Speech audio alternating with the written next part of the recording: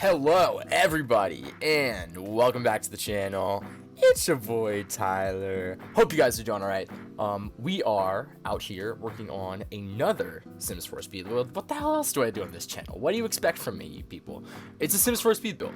And we are working on what I like to call the Bright Island Bungalow in Sulani. So let's talk a little bit about my inspiration for this build. My inspiration is that it is hot outside. It is hot. I'm trapped in my house. All I want is to go to the beach. More than anything I could ever imagine. I would quite literally kill somebody for a day at the beach with my friends. I want to go down the shore. I'm losing my mind. I'm sitting here in my room, in my underwear, with the AC off because I'm recording, and otherwise it'd be like the whole time. That's the ASMR portion of the video. Thank you everybody for attending. And so I'm just like, you know what? We're gonna build something beachy. If I can't go to the beach in real life, I can build on the beach in The Sims. So that's what we're doing today. This is the Bright Island Bungalow. It's in Sulani. It's tiny. It's cute. It's bright. It's islandy, and it's a bungalow. What is a bungalow? I actually just found out for the first time what a bungalow actually is. I always thought it was just kind of like a cute house, like a little cute house, but it's actually there's a technical term, bungalow. It is a low house with one story. Sometimes there are rooms in the roof with little dormer windows, but most of the time it's just a cute little low house with one story. It's like a ranch type thing, but I think lower to the ground. I don't really know. I think that like cute is the name of the game. Like it has to be cute if it's a bungalow. So I built a cute bungalow. This house, as always, is built for some specific Sims with a specific story. And the Sims that I built this house for are Alana Lee and Maya Coles. Now, who are Alana Lee and Maya Coles? Alana Lee and Maya Coles are a couple. They've been married for maybe 2 years or so. It's a pretty new marriage. And they're both photographers. So they first met in the big city when they were both living in San Myshuno. And they're both exhibiting their work at the Hendrix Gallery in London. They traveled out to London. They were both working on a show at the Hendrix Gallery. Now Maya, her work is it's wildlife photography. It's based primarily on photos of animals and of the natural world. Whereas Elena. Whereas Elena photographs primarily like the sort of city club scene, like gritty underground sort of thing. I don't know if y'all are into art, photography, etc. Nan Golden, fantastic photographer. Me and my friends, we love her work. This is where I was sort of thinking of. She taking pictures like Nan Golden does. Pictures of her friends in sort of like grungy, gritty environments, in various stages of nudity and, you know, drunkenness and stuff like that. And it's cool. It's cool work. So they're both exhibiting their work at the Hendrix Gallery in London. When they met,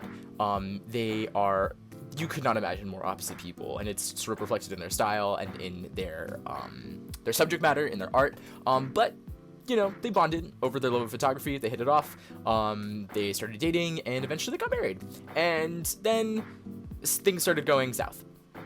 Their marriage started sort of falling apart. They are such different people, realistically, that it sort of was never meant to be. It wasn't meant to be, but they decided that they could do one thing to try to salvage it.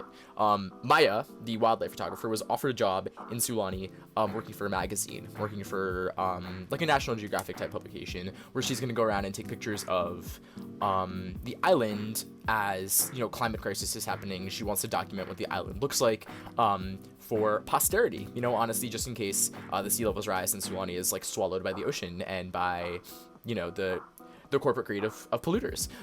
So she decides that she's gonna move out there. This is her dream. This is what she wants to do, and she proposes to Elena that Elena come with her, and they move into this cute little bungalow together, right on the shore, and they try to make it work. You know, it's sort of like they're gonna try to make their marriage work by self-isolating. I guess because of quarantine and coronavirus, this is where it all came from. I was thinking of like Yeah, I'm getting into my own little psychology right now. Yeah, I'm probably thinking about coronavirus and self-isolation and quarantine, etc. And like that's sort of what they're going to do. They're going to try to save their marriage by spending more quality time together than they probably ever had. Which probably is not what they should be doing. Only time will tell if this situation works out for them. I mean, here's a hint, it's not going to. But I guess you can play with them as however you want. And if you want to salvage their marriage, like, power to ya. Please do so. But yeah, so that's the story behind this lot. This is the house that they decided to move into. It's very cute. It's cozy. It's got one bedroom, and there's like a second bedroom that I've converted into a studio. So it's a place for both of them to do their sort of photography work, to exhibit some of their pictures in their own house, to do a lot of their editing. So there's a lot of space for both of them to sort of practice their own craft. Of course, what's the one big issue here is that Elena is a photographer as well, right? This is what she does. This is what she loves to do. But her subject matter is urban, right? It's primarily about people living in the city, doing things in the city. And there is no city in Sulani. Sulani is on an island. It's a small town. It's just like a small sort of oceany seaside town. And so she's coming here. She's making a really big sacrifice for her wife's career. But there's not a lot here for her. And so I wanted to sort of replicate that in the way that I designed this house. This house it's cute. Like, I just wanted it to be super cute. I wanted it to be really, really cozy and bright and have lots of colors, because that's who Maya is. Maya's personality is she's extremely adventurous. She loves wildlife photography because it can take her to like different places all over the world. She has like this really big like spirit of like adventure, honestly, like getting out there, like doing the adventure thing, climbing mountains and scuba diving, and she just like loves to be outside.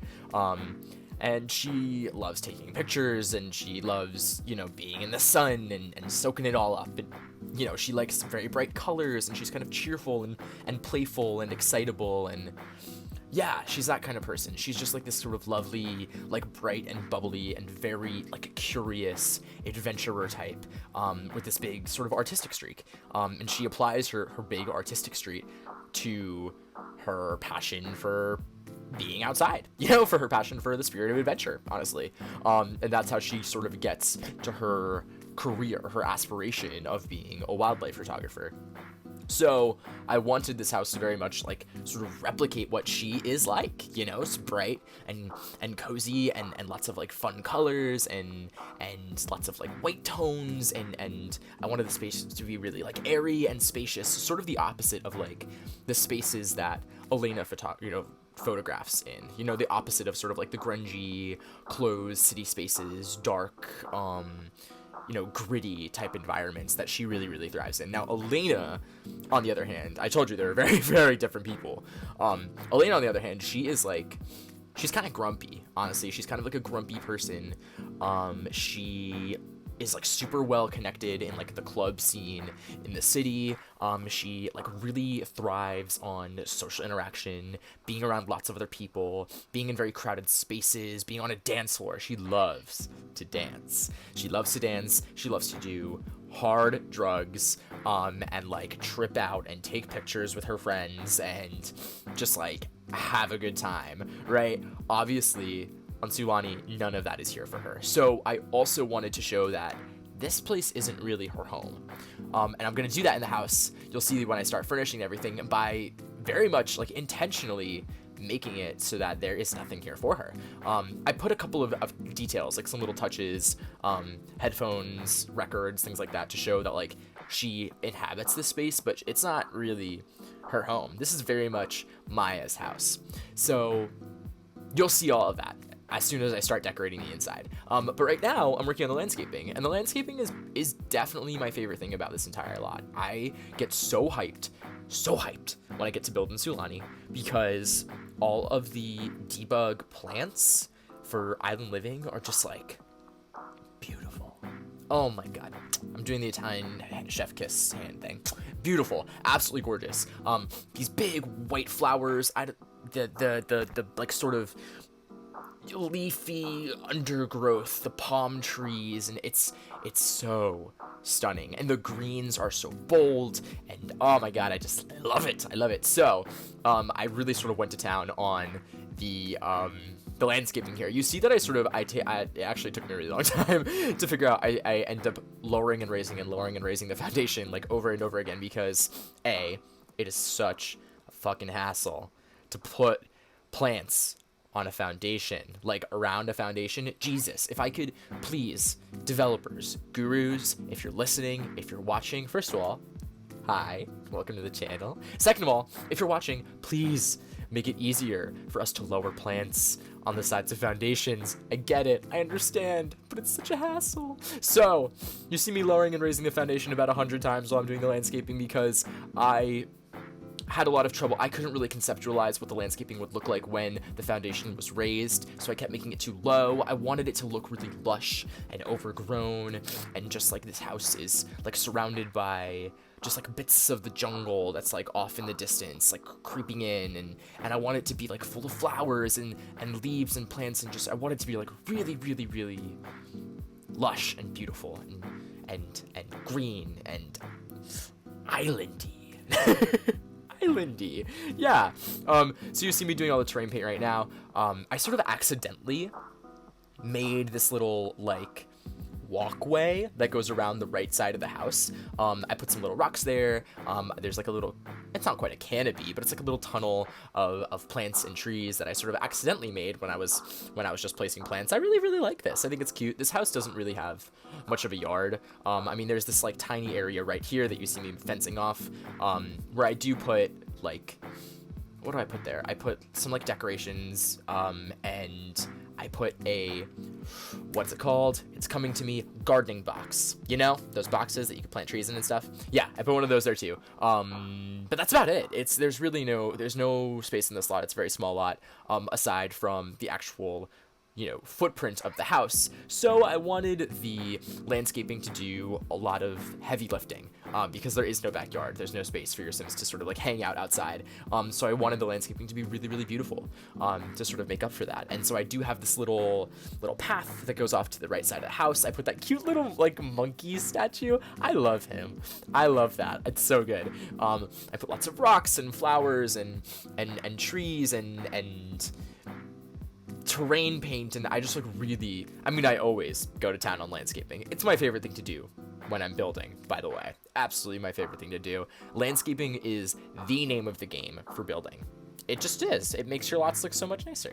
So yeah, that's it for landscaping. Now you see we're jumping inside the house. I cut away from the floor plan because it took me so long to figure out. It always takes me so long to figure out floor plans. It's not my thing. I'm not good at it. At first, you'll see that I put a fireplace in the living room. You would have seen that when I cut to the living room. I got rid of that. I liked having the fireplace because it did add a little bit more like a variation to the roof. But then I realized, like, they live on an island, and like it's hot most of the time. Like, it's a tropical climate. They don't need a wood-burning fireplace. If anything, they need an air conditioner. You'll see I put an air conditioner in one of the bedrooms. But yeah, so I got rid of the fireplace. And now you see I'm just working on the living room. Like I said, I wanted a lot of bright colors. I wanted a lot of light colors on the wood, you know, the sort of light wood textures, and I really like this, all of the white going on here. I've got the sort of white paneling and the white wall paint and the white doors and the white brick. I love that whitewashed brick. Super, super beautiful. Because like I said, this is Maya's space, you know?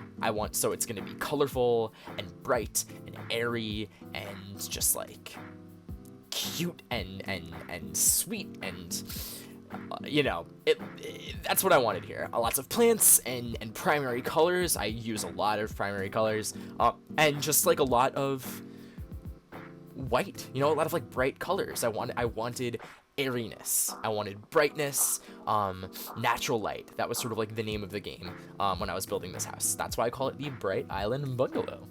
Hence, it took me quite some time to figure out how I wanted to furnish all of this, how I wanted to style the sort of house, because it is one big room, and I love an open floor plan. I go crazy for an open floor plan, but it did I struggled quite a bit with all of the different wood tones. If you'll notice right now, there are going to be at least like 4 different wood tones all over the house. There's the white on the siding. There's the sort of like pale tan-ish thing that I've got going on top of the half wall that separates the kitchen and the living room.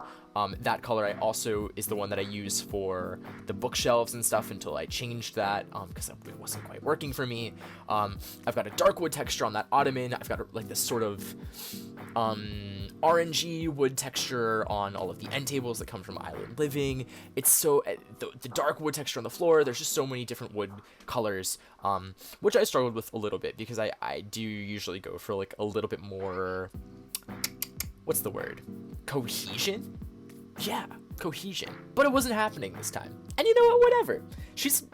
Maya's kind of fun and funky, and she's, whatever. So there's just a lot of different wood textures. You'll see right there that I built this little custom shelving thing that sort of looks like it goes like side and then up and then side. I did that just using 2 shelves and then the small painting, which you can find in debug, sizing it down, raising it, and then like having it face itself. Does that make sense? Like rotating it so that it faces itself so you can't see the back. And I really like this thing. It looks like a little built-in shelf. I think it's cute. There are tons of books all over this apartment too. I like to imagine that those are like Maya's field notes from when she's out on like a shoot, and she's taking notes about, the different environments that she's shooting. Maybe she's got different photography books. Maybe she's just got photo books, like of her own photos, like a little photo album. She definitely is going to be the type of person who has a lot of keepsakes. She's a little sentimental, not quite like Elena, who is not sentimental at all. Maya's extremely sentimental, and so she's gonna hold on to a lot of those things. Now you see that I'm just furnishing a little like book corner. I put these really cute wicker chairs. I love these wicker chairs. I think they're really, really wonderful. And then it took me a little while to figure out what kind of rug I wanted to put. And then I stumble across this bad boy, this weird, funky, red, blue, white, and black bubbly thing. And I was like, I am never gonna use this friggin' thing, like, ever. I will never use this thing. It's ugly. Unless I was building, like, a rec center for children. Like, I'm never gonna use that in house. But this is the perfect place to use it. For a sim who loves color, who is like bright and bubbly herself, I finally got to bust out this rug and I put it in there and I was like, you know what, let's take a risk. Let's just do it. Let's take a little risk. Let's do it. And so I did it. And I actually really like it. Turns out, it's actually kind of a cool design choice. Let me know what you guys think. Maybe you hate it. Maybe you hate it, but I like it, so we're sticking with it. Now you see I'm putting sort of the final touches in the big central room. The dining room, the sort of reading area, entryway, living room, etc. You see them starting to put up some photos. Photos of ocean stuff. Animals, dolphins, whales, coral reefs, etc. And these all come from debug. These are all debug paintings, wall decorations from Island Living. These are Maya's photos. When I initially conceived of this build, the only thing that I was 100% sure that I would put in this build was those debug paintings from Island Living, because they look like the work of a wildlife photographer. And so you see I'm gonna put a couple up in the living room. There's not that many, but you'll see in the sort of like studio area, they are all over the walls. I put them all over the place. This is Maya's work. This is where she is going to exhibit a lot of her work. I mean, not to the public, because maybe she'll find like a gallery in Sulani, like a cute little gallery. If you ever go to those like seaside towns, especially in like New England, they have so many galleries. So maybe there's one in Sulani. Maybe I'll build one.